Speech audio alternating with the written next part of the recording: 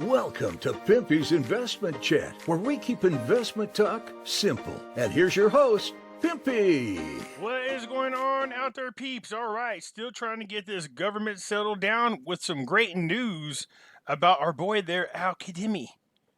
Looks like he's getting a lot of support heading into his turn for nomination. But first, we got to get the president, whoever it may be, in the office.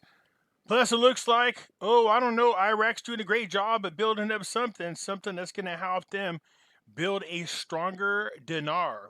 We'll cover that here in just a moment. First, do me a favor, hit the thumbs up button. If you're not a subscriber, please do so, because when you do, it helps out the channel, and I surely do appreciate it.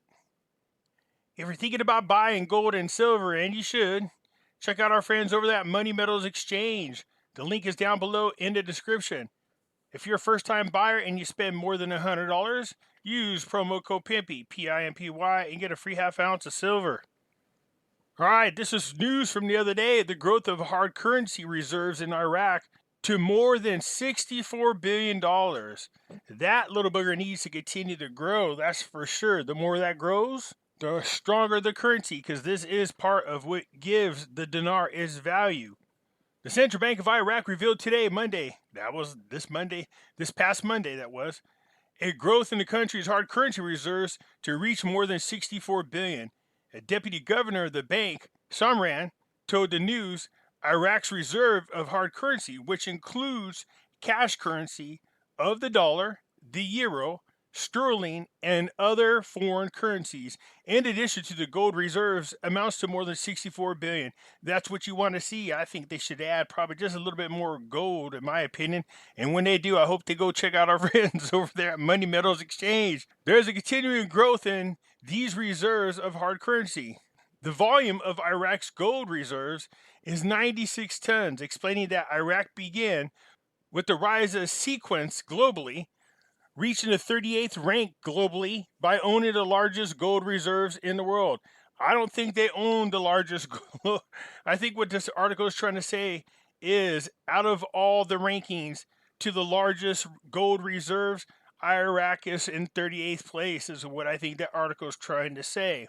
It said the Central Bank of Iraq announced a significant growth in its foreign currency reserves last year, thanks to a diversified investment and management in accordance with the monetary policy based on international best practices away from risk. Not to mention the fact that they got a ton of money from oil. Now we're seeing, what is it? I heard the other day that oil prices had gotten up to $92 a barrel. Is that right? So word out is that the details of Assader's meeting with Kucoin, and it's suggesting that the framers will join the chess block. So that's right, we're talking about the coordination framework is now going to be joined Assader's, with one exception. Yeah. Maliki. No Maliki. Sources familiar with the negotiation movement in Al-Hana, the residents of Sadr, revealed this evening, Tuesday, new information about what happened between Sadr and Kucoin. While the source suggested that parties from the coordination framework joined the Sadr's bloc. The source told the news the visit of the official of the Iranian-Iraq security file, Kucoin, in Al-Hana aims to end the dispute between the coordination framework and Sadr in a new attempt to unite the Shiite house. She added the visit also included informing Sadr of the need for the parties that will form government to ensure that Iraq will not be a source of danger to Iran, that its airspace will not become a launching pad for bombing its nuclear facility by any party that opposes the Iranian nuclear deal. Sadr assured Kucoin that Iraq will not be the source of concern or danger to any neighboring or regional concern. You remember, Sadr said he's not going to be influenced by anybody from the West and anybody from the East. So if that's the case, Kucoin shouldn't have anything to worry about as far as anybody bombing a nuclear facility. On the other hand, a source in the coordination framework confirmed to the news things have become clear, and it seems that part of the framework will join the Sadr's bloc to form the largest Shiite bloc. And it seems that there is no way to resolve the current political crisis otherwise. Earlier today, an informed political source revealed that content of the meeting, and basically what it comes down to is Sadr is assuring the Quds Force leader, there's nothing you need to worry about as far as Iran's facility being bombed. But he's still not including Maliki in his government no matter what. The source added Sadr informed Kwani by conveying a message to Khamenei that he is proceeding with the majority government project with the participation of the parties from the coordination framework, not all of the framework, and specifically the rejection of the leader of the State of Law Coalition, Maliki, who Khamenei confirms on his participation or not the framework will go with the new government. Yeah, the wording that they do in translation isn't always the smoothest, but we try to figure out what it is they mean. So Barzani or Hussein Jabari, the Democrat, may present an alternative candidate for the presidency. Yeah, it looks like their boy Zabari ain't going quite as smooth as they had anticipated. The representative of the Sovereignty Alliance, Jabari, revealed on Tuesday that the Kurdistan Democratic Party led by Barzani may submit an alternative candidate for the post of president of the republic despite an adherence to Zabari. Jabari, we got Zabari, Jubari, Barzani. There's a lot of EEs going on here. Jabari told the news that the Kurdistan Democratic Party adheres to its candidate for the presidency, Zabari, but as a precaution, the party will advance within the next 72 hours. That is, no matter than next Thursday, with an alternative candidate. It said, I think the alternative candidate is either the president of the Kurdistan region, Barzani, or the current foreign minister, Hussein, and both are acceptable in Baghdad, and any of them will be nominated as the next president of the republic. The parliament speaker Halabasi announced the reopening of the nominations for the post of president of the republic after the failure to hold a session designated for this purpose.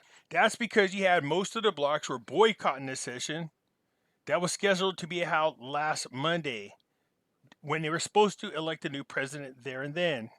Of course, we know at least 25 candidates had applied to fill the position, but the competition was limited to Zabari, the Kurdistan Democratic Party's candidate, and the current president, which is Souleh. So I believe Halabasi was trying to take over a presidency until a new one was found, and then he had some resistance about that from the president Souleh. Right here, Souleh addressed the Supreme Court to hinder Halabasi from taking over the presidency. Yeah, it's kind of a bold move, man.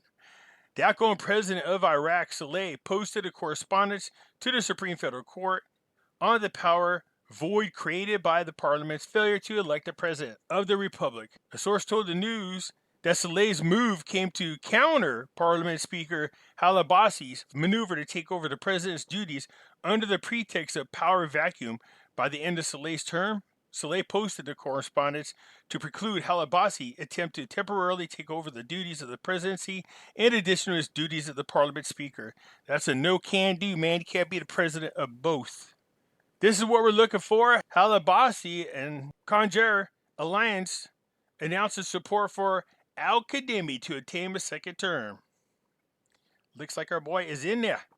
So Jabari, the leader of the Sovereignty Coalition, revealed today, Tuesday, his coalition support for Al-Kadhimi to obtain a second term. Jabari said in a tweet followed by the Earth News, I and a number of deputies of the Sovereignty Coalition were alongside the leader of the coalition, Conjer, when receiving Prime Minister Al-Kadhimi and his office leaders. I can confirm that the Sovereignty Coalition will support Mustafa Kadhimi assumption of his second term if he is assigned by the Sodarist movement to form the new government. There you have it. That's what we're looking for. It's too bad Souleh didn't make it in there, but so far it's not finalized. Who knows? Maybe he will get in there. This is also good news right here. For the second time in less than a month, a sensitive file is on a table in Baghdad and the European Union. So said the Minister of Transportation discussed with the Ambassador of European Union mission to Iraq for a second time in less than a month, lifting the Europeans' ban on Iraq's planes in European airspace. Al-Shabli said, according to a statement received by the news, during the meeting, they discussed the possibility of lifting the restrictions imposed on the Greenbird and the importance of Iraq's Civil Aviation Authority passing the ICAO audit and working to overcome obstacles and solve problems in front of this sensitive file to restore the confidence before European countries and the world at large, technology and development of Iraq Airways. So Iraq is trying to have the Europeans lift their ban on Iraq's planes in the European airspace. This allows them to travel, definitely. So it looks like the international community, slowly but surely, Iraq is trying to weasel its way back in there. Let's hope that they get in there. The more they are accepted by the international community, the more stronger their country becomes, because you have people coming in and out just to visit, tourism, plus a lot of deals that have been made with memorandums of understanding in trade deals with Iraq. Plus, we got oil going up. Plus, they don't have to pay Kuwait any more money. These things are looking really good for Iraq. So there you have it for now. They still need to get the president's situation taken care of, because it's the president who nominates the prime minister. And it looks so far like it's going to be Al-Qadimi for sure. The government's going to be formed. The coordination framework is going to join Sadr, with the exception of Maliki.